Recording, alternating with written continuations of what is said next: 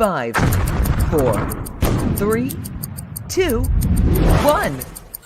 You're live with Neve.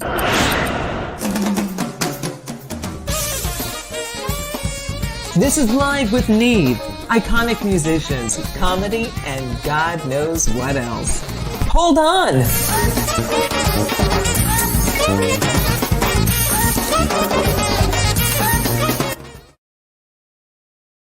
Wow, was that amazing, people? Welcome to the Live with Neve show, the ever-exciting, ever-expanding, ever-changing. We are here. It is Friday. How about it, motherfuckers? You having a good time yet? Yes, indeed. I have a great rock and roll band. Hence, I gave a little different from my usual polite intro. But that's okay, because we're here to rock and roll.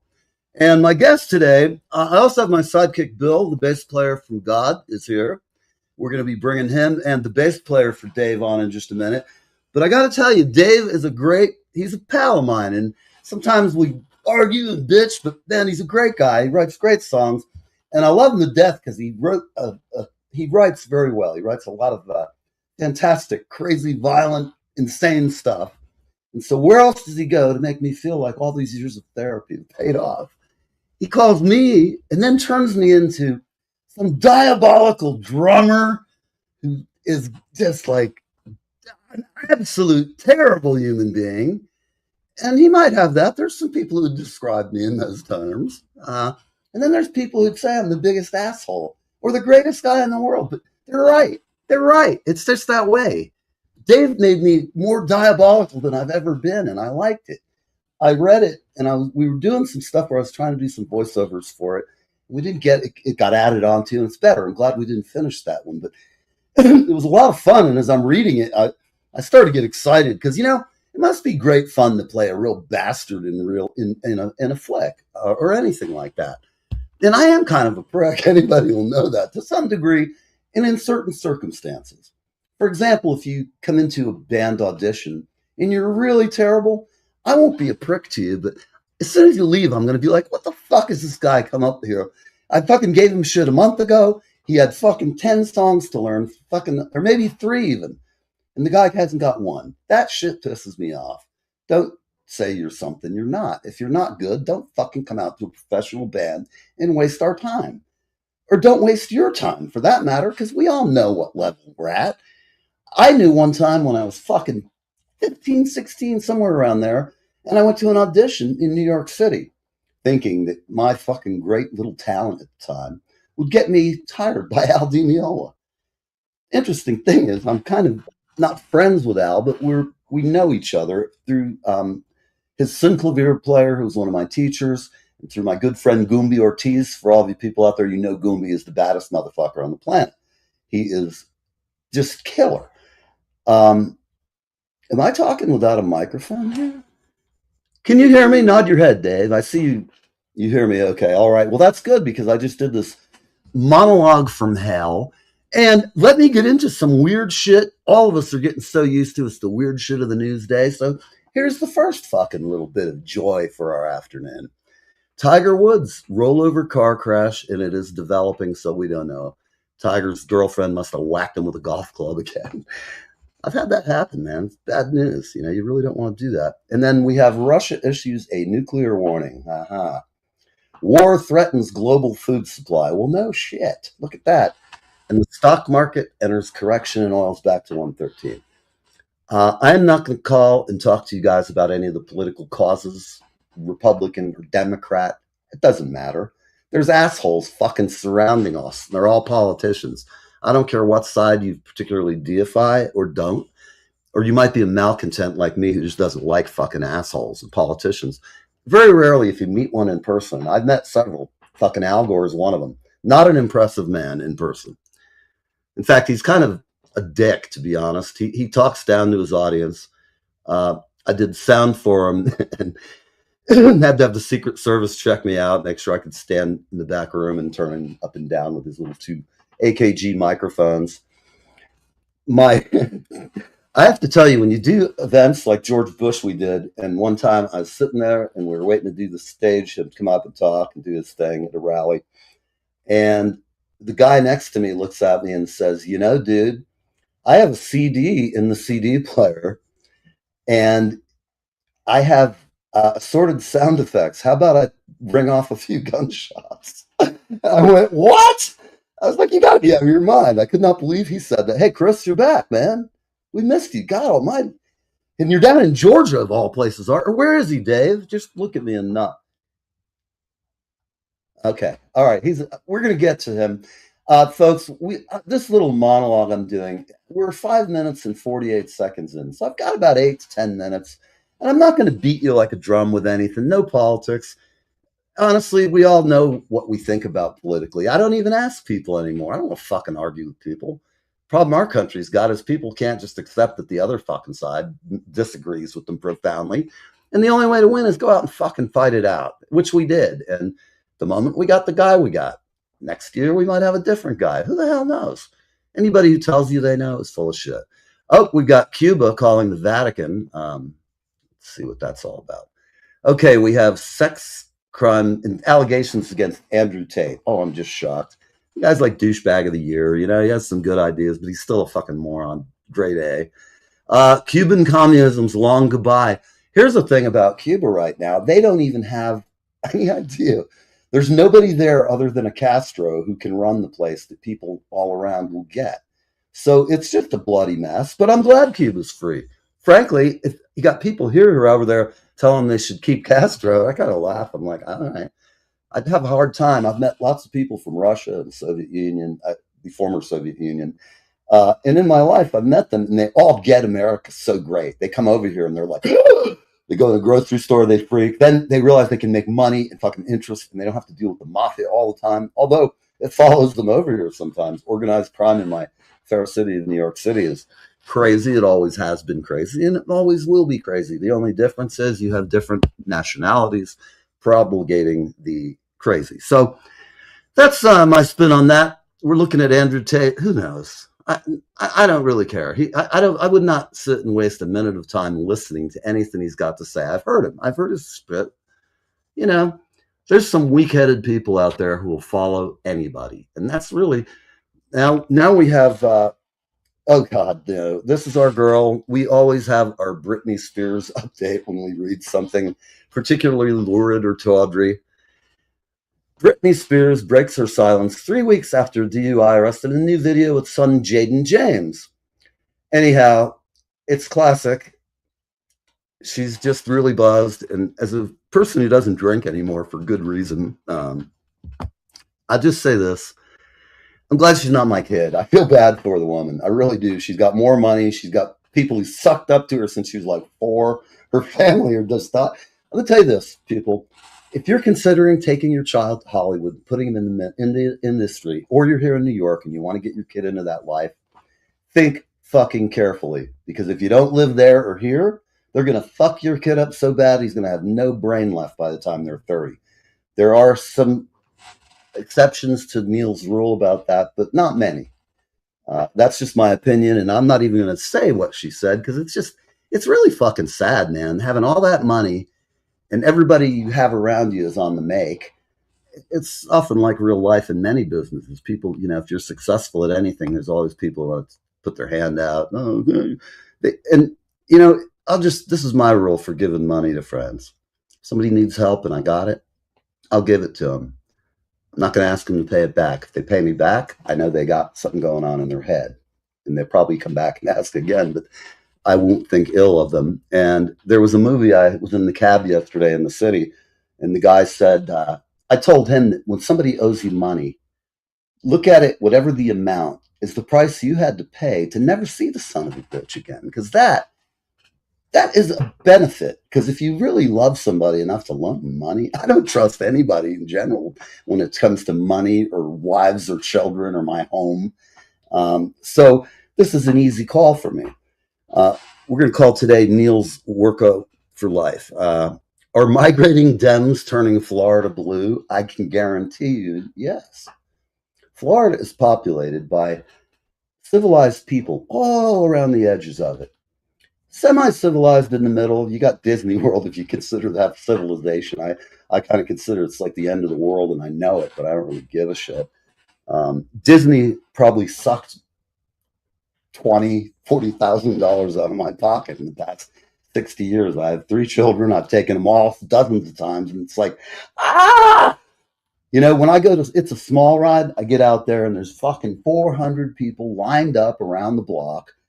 And I walk up, I'm like hot, it's sunny. I'm turned a color of red like my shirt. The kids are screaming. My ex-wife is fucking bragging on me. We got to go on. It's a small ride. I'm like, what am I going to do? So I get up to the thing, the counter, and I'm like, hey, we finally made it. Have you got some rags or something? I can wipe this sweat off now. I asked them, can I get 2 buckets of balls? And the lady behind me fucking spewed on my back almost. I heard her spewed water, and the lady behind me didn't know what I was asking her for. I was asking for a couple of fucking pitching balls, man. It's a small world, fucking after all. It plays incessantly through the whole thing, and the water in there smells like ass. All I can say is Disney World doesn't, I really can't endorse the product. Costs a lot. They fucked up animation. And it's just, I don't know, Walt rolls in his grave. But at any rate, that's my Disney story for today. And what made me think of that down here? Zoom calls, vapes, bear-free Broadway audiences behaving badly. I don't know.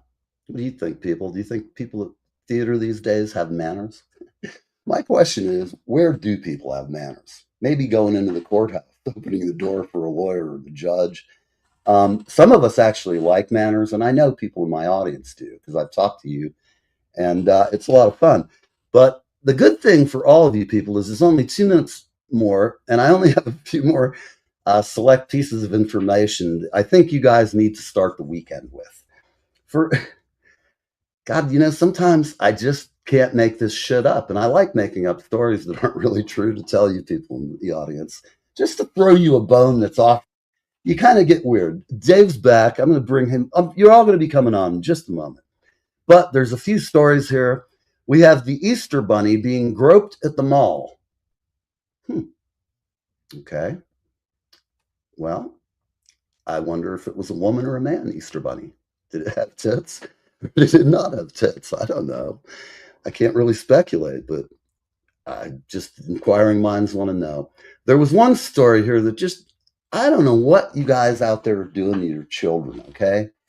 I've got a young man who's 21, can be 22 in December, and he's 6'4", and all he really wants to do is eat, work, and see his girlfriend.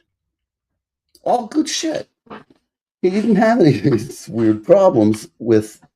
Here's the story. Why do so many men, young men, suddenly have erectile dysfunction? I could give you a clue. Is anybody in the audience? I haven't even looked at the comments, actually. We've got a few here. Let's say hello to everybody. Who's here? Yes, the one and only Richard Davis, and he's commenting on our story already. But yeah, what do you think? Do you know anything about that, Rick? Did you see the incident? Did she whack him with a golf club, or was he drunk, or passed out, or I don't know? Was he bobbing in the car seat? What was going on? We got to know this stuff.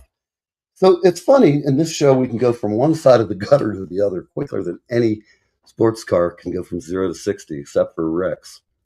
Nothing. He just fucked up and wrecked, according to Rick. I'm going to put him up here. Hello, Mr. Davis. There you go. People can see what's going on. All right. So the last story is why do kids have erectile dysfunction? I don't know about you guys. I'm an old man, okay? I like beautiful women. Love fine, well-toned, well-shaped, smart, articulate, talent. I love women. Beautiful. Doesn't matter where they come from. They're gifts to man. That's all I'm going to say. I'll leave it at that. If you're a young man, you can't get hard on. I can't be clinical here. I'm just going to lay it out. If you're fucking 18 and you don't have a hard on, I mean, some of us started that shit at like 6. So I don't know what to tell you out there. But I mean, if you can't, there's a problem. Now, I'm hoping that we have some folks. I need some ladies in the house to tell us their side of this equation. But, he dates Vanessa Trump. I'd say he's moving up, man. Trump's got, she's probably got some fairly deep assets. His last girlfriend was a model. I know Elin, she's a pretty cute, little number, but crazy. Remember, when it's the crazy quotient to fuck around and find out on an equation board. If they're really smoking hot and insane, they're great fun for 2 hours or a week, maybe. But it's like dating strippers. If you're a young man out there, don't do it. That probably might give you erectile dysfunction because she'll kick you in the nuts when she's pissed off at you and throwing shot glasses around the bar as the bouncer drives away from you.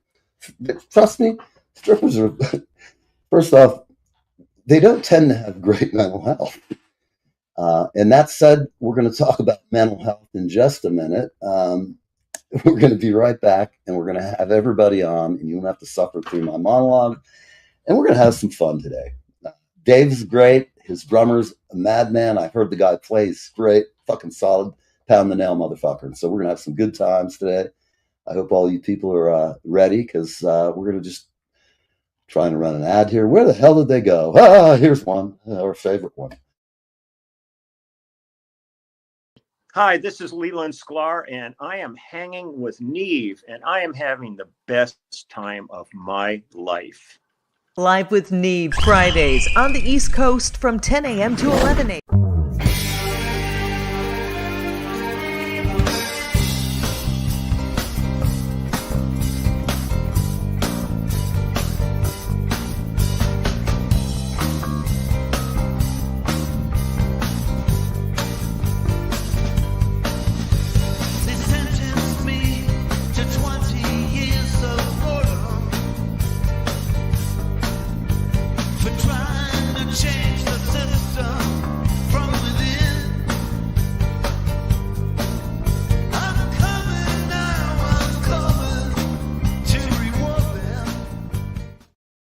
All right. We are back, and I'm going to bring my sidekick and awesome bass player here, Bill, the main man. How are you, my bass playing brother? I am doing well. How's everything with you, Neve the Nasty? I have to tell you, it's pretty good. I have some things that are just those issues that are life issues occasionally that rear their head and nothing to do with you, but you have to deal with it. And I'm just rolling with pain. Young people, they don't understand that at a certain age, you've seen fucking all kinds of crazy shit in your life. And so you don't freak out like young people tend to sometimes get very excited. And I've always been excited. A couple of Ritalin tablets always sets me straight and calm. What can I tell you, man? I embrace my inner ADD. That's why I'm here, So let's go ahead. What do you think? How's your band before we go on? How's your band doing? Always good? Band is doing well. We are preparing for a set of shows in the early part of May. Mm-hmm. We have been new songs, I understand. New songs, yes. We've been doing kind of a theme over the last several months where we've been doing one half of our show giving tribute to a famous progressive rock band. So far, we've done it for Genesis and we've done it for Pink Floyd in the past. For the next two shows, we will be doing Rush. Oh, yeah. And that has been interesting because, well, obviously I am a bass player and Rush has this bass player by the name of Geddy Lee. Yes. Who is pretty amazing. And the stuff he plays does a good job of kicking my ass. It's tough shit. And the drum stuff, I know because I played it too. It's like, what the fuck? The old stuff is pretty hard too. It's funny because you can get the YouTube video. When we were kids learning this stuff, we had a record and you sat there. I used to write out the lyrics an inch at a time, You play it at 16, so you're doing it at half speed to be able to try and cop the licks and whatever. Yes. The good thing about that is you write it out. It's in your head, man. You're not up there scrounging around for an iPad if you do it the way, for me, it works. I don't know what works for anybody else, but, Well, to a certain degree, you still have to do it like that because you can find tabs or music or whatever online. Chances are that it's maybe only half right. Yeah, and frequently they only have, sometimes the keys are a little weird and you never know. You got to go, and sheet music's so expensive, but you're right. As a bass player, it's crazy because they'll probably get most of the notes right because there's all sorts of software or whatever that you can use that will analyze that for you. Oh, yeah. But I'm not even using that. That's a great, yeah. Cool. But it gets crazy because you'll find tabs where most of the song is up around like maybe the second or third fret, and all of a sudden they're down on the 12th fret, then they gotta go like this. Yeah. Yeah, Obviously, it wasn't played that way, and you have to figure out something that is possible to be played by humans. Yeah.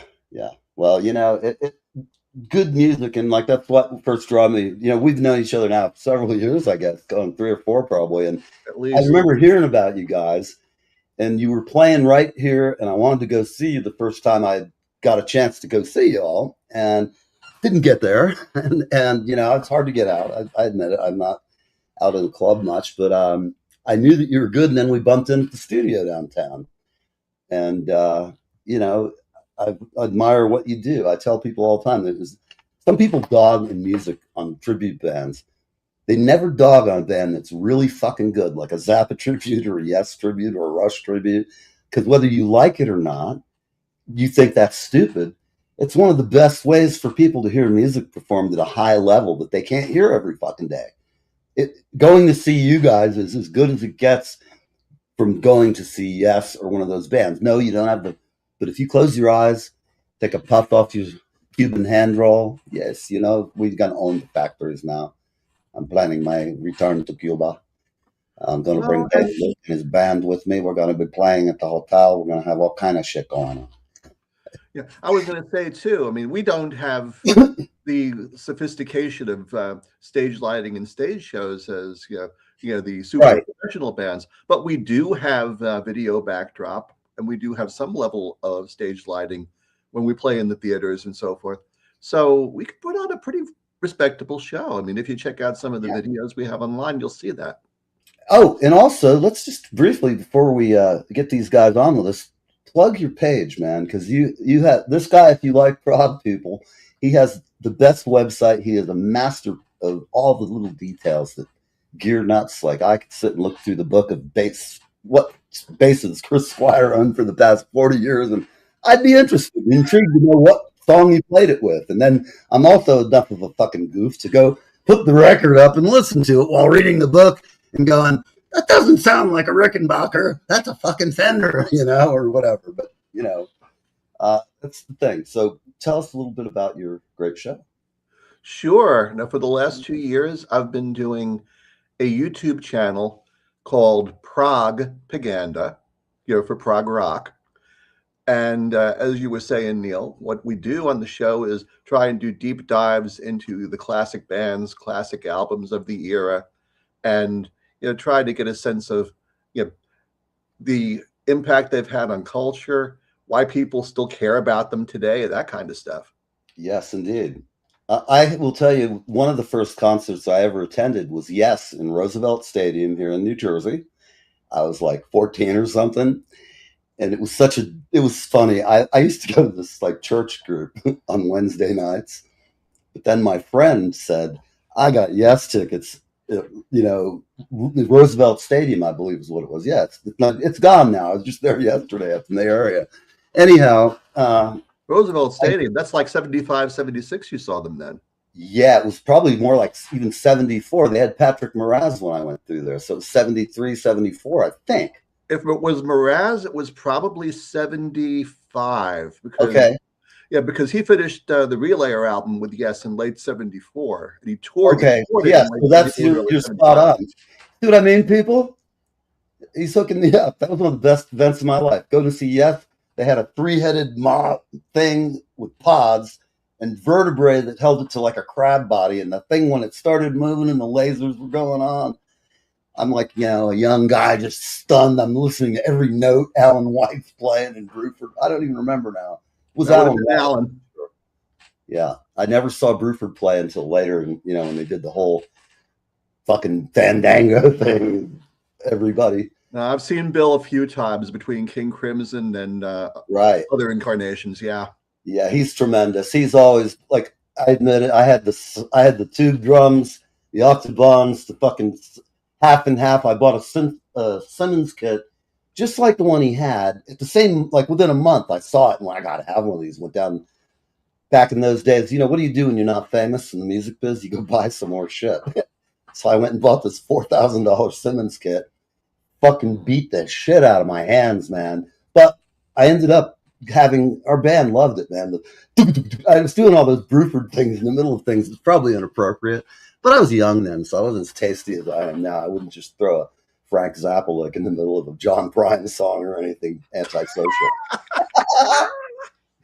Here, let me show I you can some imagine that. Anyway, enough about me and you. Hey, Susan, I'd love to see that. You saw 10 years after. Awesome. Oh, you saw, yes. Okay, now I'm reading better. Okay. Great band. Killer.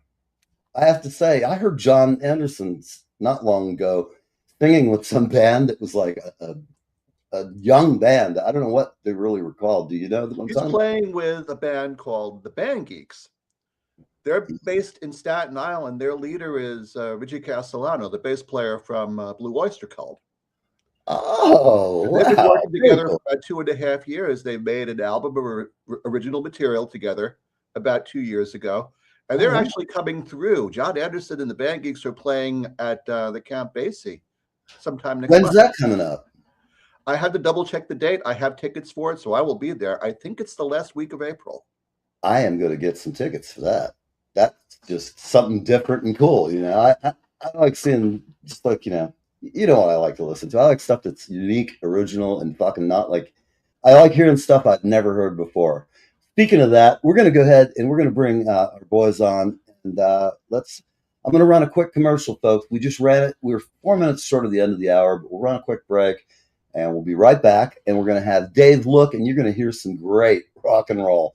In fact, there's nobody here at home other than my girlfriend upstairs, but she's used to this kind of thing. We're going to crank it up nice and loud, which I did earlier, and it thumps. Good job, Dave, but we'll talk about it in just a minute if I can find some media assets.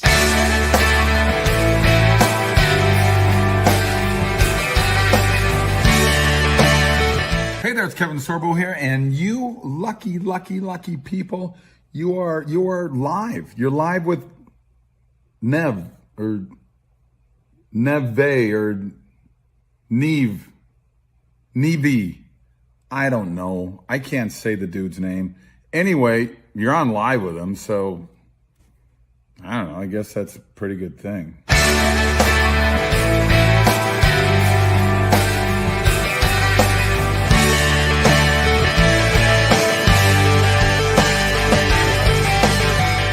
Like a melting flake of snow this year. I won't be sad to see it go. Hi, I'm Darren F. Flynn, a singer-songwriter from Ireland, and I'm on Live with Neve. I would have said it couldn't happen here. The people we All right. We're back live with Neve, and we got the main man in the room, Yeah. Mr. Look. What's shaking, my brother? What's up, Neve? My guy, Chris. Bill. What's up, fellas? Gentlemen. Yeah. Rock and roll something. Hell yeah. Yeah, man. So tell us a little bit about what you've been up to these days. 2 years ago, I cut an EP and put it in Max Norman's hands, and it's done. So we are on the verge of release. Retooled the act, brought in some new players for a live show, and see what we can do with that.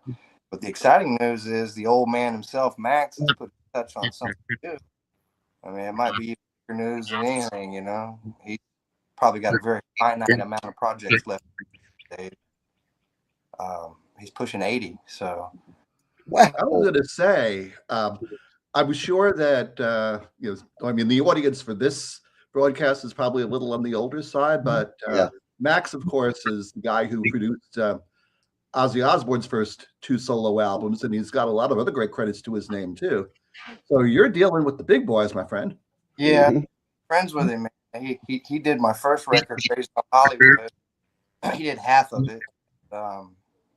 He did the entire new I Want to Touch You about to come out. And I just love how he hands what I'm doing. Puts an old school on. Hold on a minute, Dave. I want everybody to hear what you're saying. So let me just put you up solo, and I'm going to take us out because it looks good. But we're having some kind of I'm going to be calling my cable company or whatever after we're done. But let me get you soloed up here. Sorry, folks. This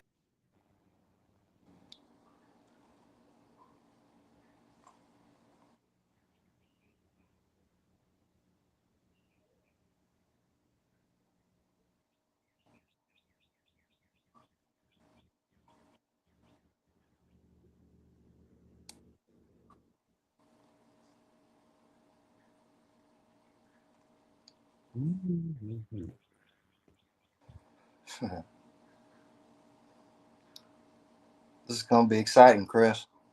Hell yeah, brother. It's gonna be real good, man. I wish we were ready now because that biker, them people from Florida, they got that show up there in Myrtle Beach, man, and we could have been on that.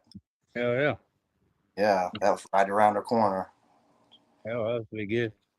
Yeah, I know the people between the people who I can pull off around here. I'm friends with Estimated Principles. I think you know them too, don't you? I think so. I think I know those guys. Cody Widener, by any chance? The singer's Cody Widener. I think you might be friends with him. I might. I'm friends with so many people. Half of them I can't remember. EP are the only band in town that really get paid to play. Who? They headline the arts. Who's that? Estimated Principles. Oh, okay. Okay. They're pretty big around here, and I'm real tight with them. The bass player is the one on this new. He's their bassist. You know what I mean? He came over and cut a record with me, so we can help them when they're doing stuff. Oh yeah. Find our own way. Yeah, It'll be a lot better having local bandmates instead of all these out of town. You know? Gotcha. Yeah. I Yeah, think definitely. that's important, man. And I've already met you and played with you before. I know you're. I know who you are. I can count on it. Yeah, I got you, brother.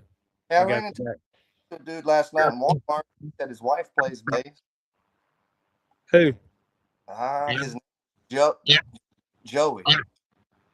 What's his wife's name? Is it Meg? I don't know, man. He's a skinny with tattoos all over. Oh, different person then. Yeah, because this guy's a chubby boy. Yeah, I mean, when I see people like that out, I ask them, "Hey, man, do you do this or do you do that?" Yeah, I'll talk shit to all kinds of people. I'll see somebody for a shirt and I'll call them out like, Metallica, motherfucker, please. And they'll turn around and start telling me they saw him and so. I said, okay. I just thought you was one of them motherfuckers just wear a Metallica shirt and think you cool. You know? Yeah, can't name a song. Yeah, can't name a damn song. Right. As a motherfucker, please. People always tell me, I said, first I was my favorite. Kill 'Em All is my favorite, but you know, I'm old head. So, how old are you, Dave? That's a secret. I think we're live. Okay. I'm 32. I'm 53, motherfucker. Come on. I believe you. No, I think we're out here running the show without him right now. It's Man. We are, so. Okay. There he is. Rock and roll. We're back because it's not making any difference about the sound. I thought perhaps it might be a bandwidth issue, but I don't know. I'm not going to worry about it too much. How many songs you got written there, Dave, for this new project so far? Well, we pushed 5 new tracks out on this EP, and there were 6, but I held back on the number 6. Had a couple of issues with just a couple of changes. I'm so particular these days, man. You know, in the beginning, I was more experimental. I ran into a guy named Michael Anthony Alago. Are y'all know who that is? Mm-hmm. Yeah. Is that not the Michael Anthony from Van Halen? No. That's what I was thinking. What? Michael Alago signed Metallica. Oh, okay. In '84, and he's a very A&R guy, and he came over and really tore me down after my first record. He gave. I remember that. Yeah, I remember that. Built me, and honestly, God, he changed so much because that type of criticism from that high up had an effect on me. It didn't come from a negative place. It came from a place and an experience place. So he just told me, look, man, quit experimenting, get a little more traditional. I'd love to hear what you got. And he and I's relationship integrated, unfortunately. and so he never did get to hear what his coaching led to. But it was good to get that early on, man, to get your balls busted. I think it was a good thing, you know. You should get married. You get your balls busted all the time. Yeah, I'm engaged and I'm already busted. Are you home alone, Dave? Yeah, right now I am. Yep. I was just checking, make sure I didn't say anything that might, bother the lady. I try to be decent, have a little decorum once in a year. I'll come out in the backyard because my grandson was terrorizing the living room, and I said, "There's no way I could hear what y'all were saying with him." Yeah. How old is the little darling? 2.5, and he he is a little darling at that age. Oh, yeah. I found my children and others that men are pretty much useless for the first year or two. The kids just like, but once, like my boy, I had 2 girls and a boy. The boy was the last one, so I was just used to girls. Thought I had him figured out, but like most men, when you just think you figured him out, you see a new panel in the painting or the whatever you're working on. I don't know. Very true. Yeah. Well, we're right at halfway point. I think rather than do a commercial break, Dave, would you mind if I wanted to crank up some music and let everybody hear this great piece of work? No, that's great. But hey, I want to give the world and everybody watching their official introduction to Chris Lowry down there in the bottom right corner. Do me a favor. I just noticed something. Yeah. Keep your voice quieter and it's not cutting out. I don't know if it's going to work with Mike. All right. I just want to introduce Chris Lowry. Look, that's him down there. How y'all doing? So everybody get to know Chris and spend time with him, hang out with him. He's a part of the scene. Will be permanently. Oh, yeah. All right, man. Let's see what we got here.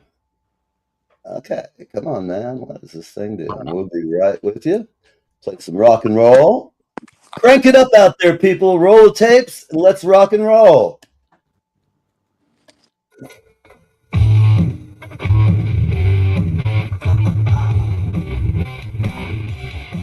That's right, Dave Look.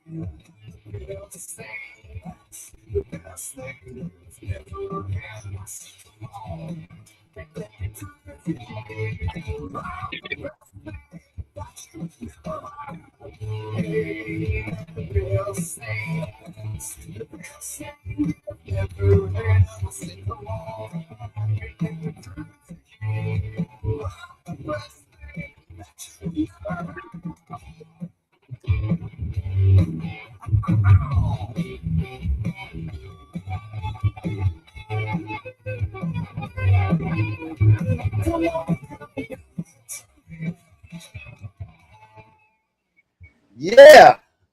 About it, peeps. What do you think about that? And it's kind of hard to hear, man, through your microphone that way. But Really? yeah, it wasn't the greatest sound quality coming through, brother. Oh man, that's not good. I'm sorry about that. That It's sucks okay. because I was hearing you loud and clear here. It was cranking and Oh yeah. okay. Well, I apologize. In fact, what I'm going to do, if it's okay with you, can I play? Can I play this track in the Yeah. next couple of shows? I'll make sure it's right. I don't like having that happen. Play whatever you want, brother. Excellent. We got If I do a spot for the show and credit you, can I use it for some? I'll credit you for it. I'll just use like 10 seconds of it, and you can have whatever you want from me, man. You know that. that's cool. I always like to ask though, and I appreciate it. I'll You don't I'll ever pitch have. the hell out of it. You got good stuff, Dave. I've always liked you, and I hear so much crap that I always enjoy hearing what you've got. You always have top product, and Hey, I respect that. You work hard. we got to tell Bill the story about how Billy Sheehan was almost on that track. That Yeah. I want to hear. That is a story that is very cool. Commercial, or you want it now? Take it away, man. Hey, Billy Sheehan was going to be on that track. I had reached out to him, and he was touring with Mr. Big at the time. And I think in Japan or something. But anyway, he came home for a break. Emailed me. We negotiated a price of $400. He was going to get on the track.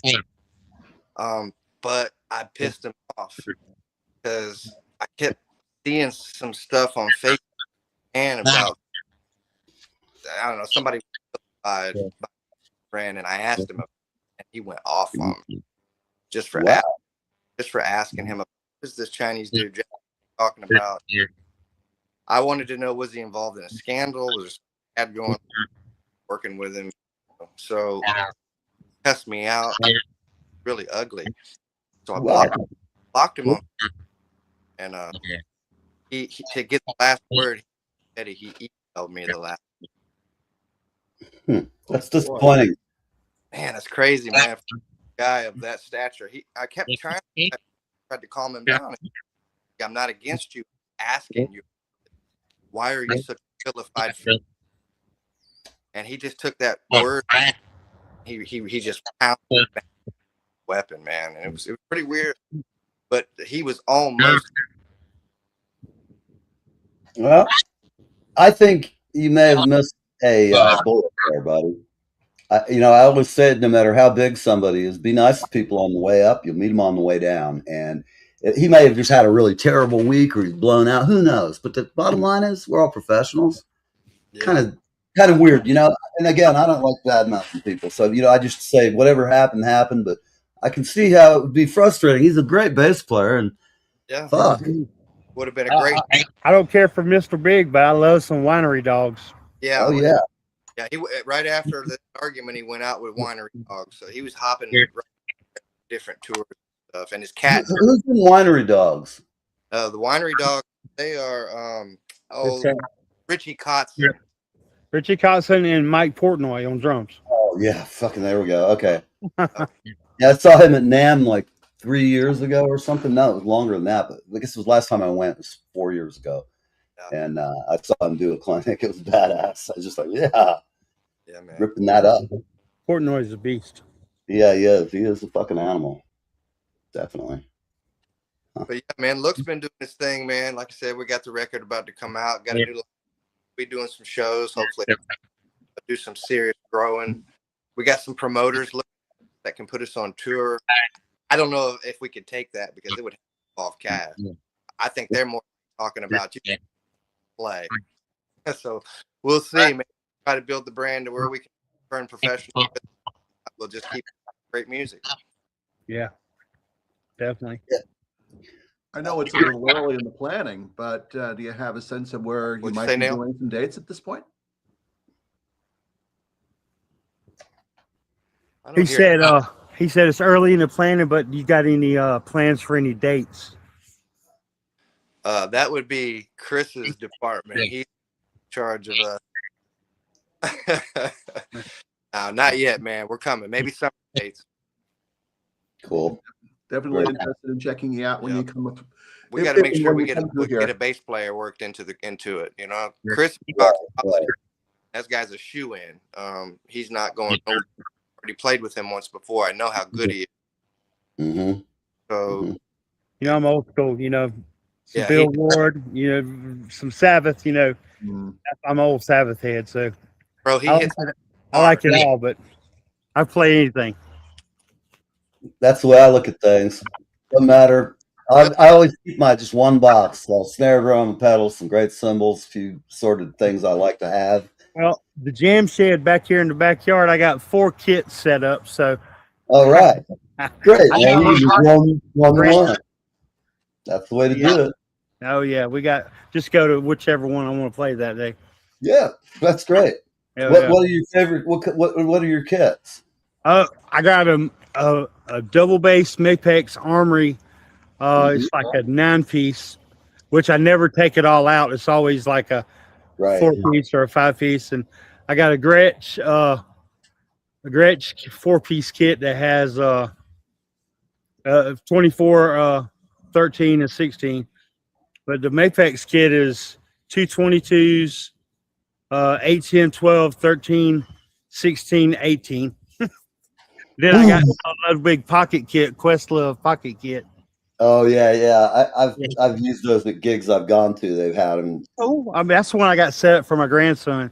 He'll go back and beat the crap out of that. You know what? I'll say this: it's the kind of kit, man. If you got a gig and you just got to walk in quick and throw it up, that's a good kit. It works. I never worry about it. If people say, "Well, you going to bring your shit?" No, if I don't have to, I'll bring my kit, fix whatever they got, tune it up, and rock and roll, man. Yeah, man. When I was young, I used to carry so much shit. You know, hearing like your big rock and roll kit, I used to carry all that shit, bongs, and light them on fire, and all this bullshit. And that, man, there ain't no way after a gig at 2 a.m. or whenever we get off now. It seems like post-COVID is banker hours, which I love, man. Well, I used to play this one band, and we played at this one bar. It was upstairs. She had to carry everything upstairs, and I had a rack, so I just take the rack up in 3 pieces. And I was playing like, I think I was playing. I had a 12 and 14-inch Rototom was my rack toms. Okay, that's cool. It was fun though, you know. Everybody liked it. I for a while when I was doing the Bruford thing had like 5 Rototoms, and I had Octobons. I bought Billy Cobham's 8 big clear Octobons.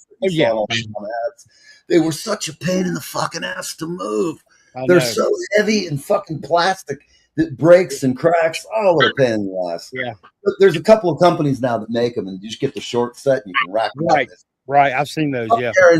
The longest tube was like fucking 4 feet long, and it weighed like 3 pounds. Wow. I've seen some 24 inches, but I've never seen one 4 foot.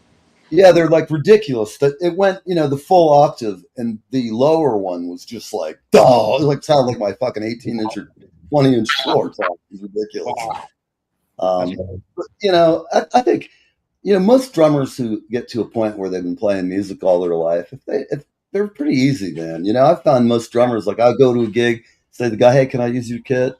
They frequently just like, yeah, man, if you need to change anything, change it. And I never touch nothing because I try to be a gentleman, We'll go out and use your kit. I'll change my hi-hats, and that's it, Hey, are you left-handed or right-handed? And Chris, are you left-handed or right-handed? I'm right-handed, but I can lead with my left. I'm kind of a lefty who has turned into a righty. Okay. So I play a lot of left-hand ride, but as I got older and started, every time I learn something new now, I play it both ways and really drill it into my head. And I'll tell you, when I broke my fucking shoulder, I had to do everything with my left arm. Yeah. 2 years, it helped. Even, I could sit and practice. You probably done it. You sit with one arm and do it. Hell, I've done shows with a broken arm. I won't do that again. Right. But when you're young and foolish, man, I chewed that fucking cast off and went to the gig and did it. I used to keep my hi-hats up front like the Danny Carey. Response? Right. What you said, Dave? What was Chris's response? He was silent. What did you say, Chris? Could you repeat that? I said I used to Can't hear him. I used to put my hi-hats up front like Danny Carey, play them like that. Right. And, not have nothing, just play open-handed all the time. Yeah, that's cool. I mean, If I'm doing fast stuff, I'll actually play left-handed on a right-handed kick because that's always the way I learn. And I don't like going and changing some guy's hits. Yeah, right. But you know, the more you work at it, it's like anything. It's just exercise and applied muscle memory. I mean, it's I play in this local cover band around town, and we did this show for the last December. We did this little benefit show, and they had a kit there. They just said, just bring your snare and your pedals. So I brought my Thomas Speed Cobras, and I brought my 8x14.5 Ludwig stainless steel snare drum. oh yeah. That's all I needed because that snare drum is a beast. Oh, hold on. Ah! Got it. Okay, sorry guys. I just got something from Dave Look and had to check in. Where'd you go? What the hell is going on here? Oh, man, are you kidding me? Come on. There we go. Where the fuck is it?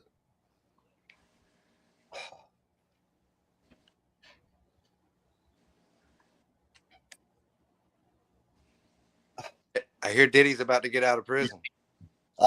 Dave is in prison. I don't know where he is. I can't. Something happened here that is causing me some issues. Let's see if I can come back and finish this show. What is going on, man? Yeah, this is like the way we always love to end the show. What's going on? I can't see anybody. Can you guys see me? I see you, brother. Yeah. What's going on? Oh man, what the hell thing this is? I'm really enjoying the new upgrades they've given me on this program I use. Hold on, I think I got it sorted out here in a minute. Duck, go. It's not going. Okay. Well, for all of you watching, I can't see the screen to even play the outro at the moment. Let me try show all. Show all windows. Oh, no way. Now I don't see a goddamn thing. You still see me? See you, brother. We still see you, although we were seeing most of Dave's nose, I think. We got Dave's nose. Shit, people. There we go. Everybody, we're rapidly approaching the point where I'm going to say goodbye to everybody. And I'm going to go ahead. Everybody who's watching, I can't see you. It says no available window. It's starting to piss me off, actually. Anyhow, before I get ticked off, I'm going to try it one more time. It's not there. It's not there. Lord have mercy. Notes. No, it's not here. But it's here because I can hear you. Hey. At any rate, listen, people, check out Dave Look, the best thing on YouTube. Check back here next week. We're going to be using some Dave Look music and playing his whole new track. Letting you guys check it out. It's killer. It's the best thing I've heard in a while. And the only problem I'm having now is thinking, how do I close this segue out gracefully? Because I don't have the control software. It's just gone. It shows the windows open, but what the hell? StreamYard Studio. There we go. Look at that. People, I am back. Woo! He's back. So, Dave, you got a good thing, man. I just got all of your notes here, and I clicked on one of your. I was thinking it would open up in another window, and it brought me into another world. But do you want me to post these, or are these tracks of yours that I can use? Yeah, you can use anything I got. You'll never have to ask again, brother. All right. Well, I take that, and I'm right now downloading it. Let's see. Copy links. Look up. I'll deal with this after we get off air. You know, you were touching on how child stars grow up to be really disrupted earlier at the beginning of the show. And that is the theme of my first record, Raised on Hollywood. I mean, that I remember. Entire track, how slack and lax parenting has ruined multiple generations of American children by just sticking them in front of the television with no guidance, no wisdom to understand. Yeah, and I know I used to say it didn't matter regarding video games. I used to say that violence doesn't affect people. It just didn't, because I'm not a nut. Like if I played a video game with my son or something, I'm not going to go out and get an M16 and start shooting goblins in the yard. You know, not every some will. It's just I think the amount of violence that the average kid is exposed to compared to us in my generation, I'm 65, violence was fucking something that you knew was not real. You know, Pokey Pigs beating somebody in the head with a fucking hammer. None of us were out. I got to Plant City High School in 1979, graduated very prestigious, not didn't graduate, I went to a very prestigious prep school for 3 years. Fucking top dollar school. Cost an amazing amount of money, even by today's standards. You know, we're talking 30 grand back in the 70s. A lot of money per year. And I found that people in our generation, we had shit like music kept a lot of people artistic and gave them the notion to be artistic and do something different. We didn't like get in fights most of the time. Hey, Rick, the point I'm trying to make is violence occurs because people watch a lot of it and forget that it's not real.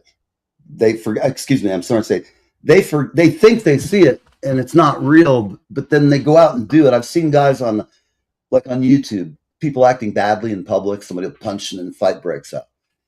These people are like really angry as shit at the world. Most of them, like they're not.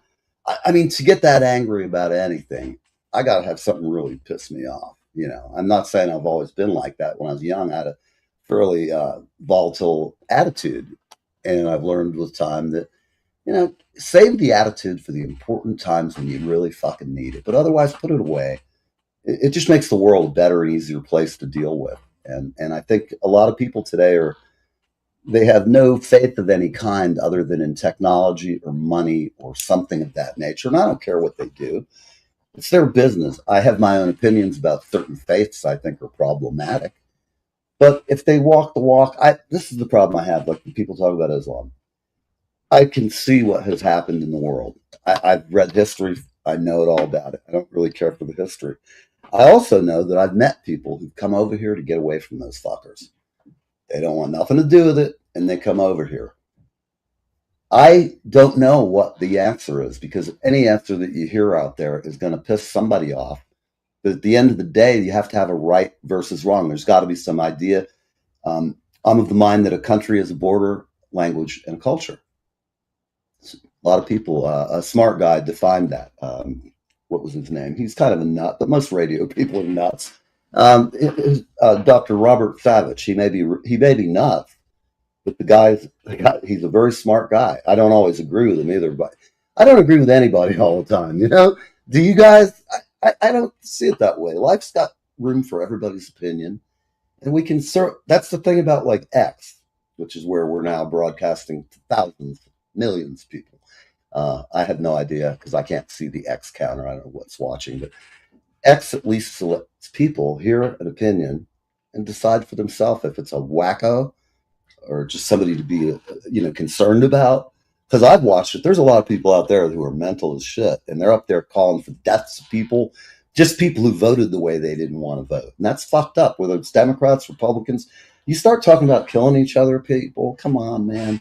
The country's full of guns. Save them for the fucking assholes. Don't, if you're going to beat your wife, don't have a gun in the fucking house. You know, if you're that kind of guy, you really shouldn't have a gun. And yet I'm a big gun. I don't like New Jersey's gun laws. Fucking Florida, you have a concealed weapons permit. In fact, now I believe it's open carry there, which a lot of people really freak out. And in New Jersey in particular, and I get it. I generally feel safer here than I do when I lived in Florida or in parts of Georgia that I've lived in, or parts of Tennessee, or parts of Los Angeles, or parts of anywhere that you go. There are dangerous areas. And if you don't have a lot of coin, man, and you're a musician, you're going to go where you can find a cheap place. And we know the story. I've been to LA a bunch of times as a young man trying to be a rock star. Right? All I can tell everybody is the water's fine, jump on in and give it a shot. But no, all the things you and I, we talked about it, Dave. We were talking about our buddy Bill Murray the last time we talked. Did talk about Bill Murray. It's 17 hours. Actually, it's 5:00 and the show's just gone. I love you guys. I love having good friends on and just sit and talk about wacky shit, because that's what the show's all about.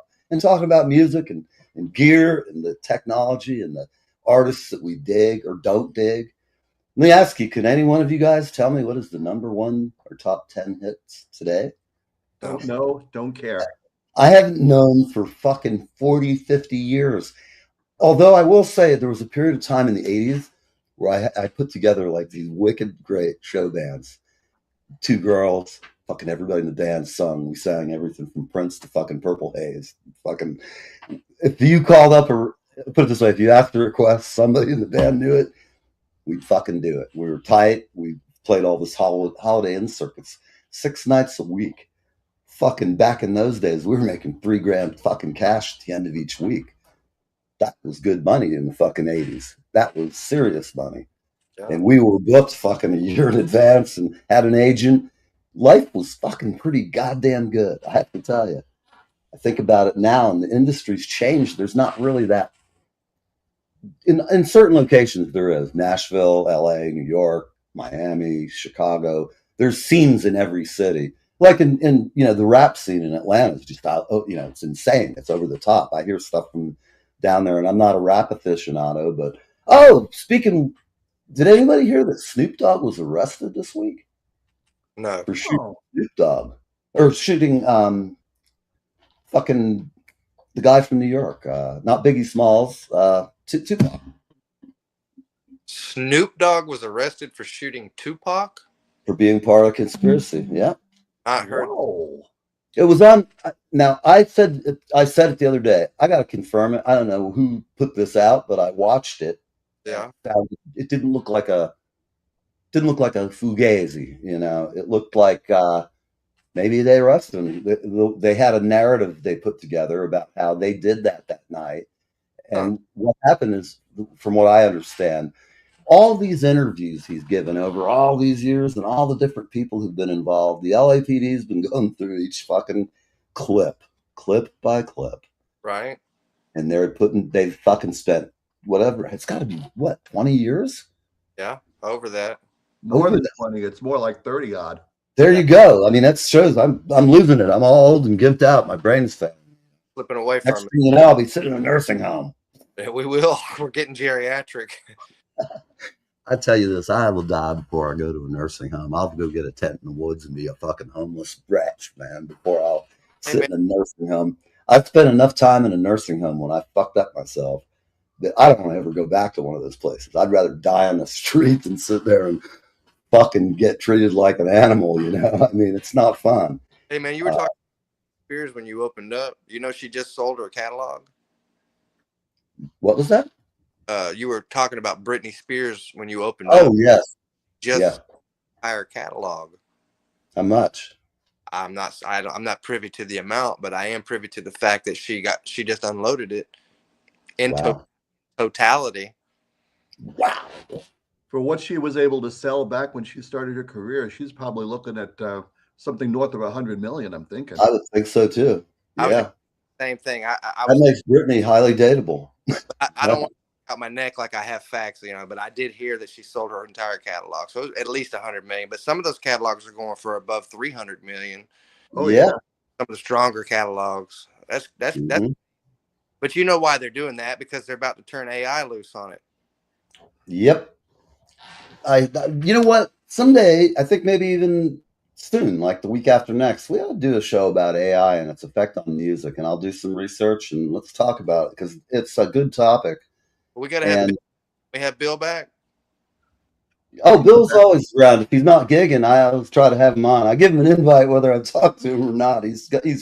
He called me back today. I was like, all right, I hate just sitting here talking to myself. You got to give me a little more than 2 hours notice. I know I do. But see, what happens is sometimes I just don't have a guest, and I like having you on just to sit and talk, find something to talk about. But you are correct. 2 hours is short notice. But it's given with the spirit that I know you probably can't do it. And it's just like, hey, if you're around, come on by. It's a decision of endearment. Yeah. Well, this is a cerebral three-way, man, and we don't talk over each other, and it's been working well, so I could see it happening again. All right. Well, good. We're going to be out of here, people. It's Live with Neve with our friend Dave Look and Bill Puig. Great band. Great band. They're good people, and Legion of Prague will be legioning around your house soon, playing multi-textured, polyrhythmic Bruford things and cool stuff like that. We're out of here, peeps. See ya. Later. Oh, those freaking drones. I'm going to have to go beat the elves. They're not working. The outro. Go ahead. End stream, man. Stay in the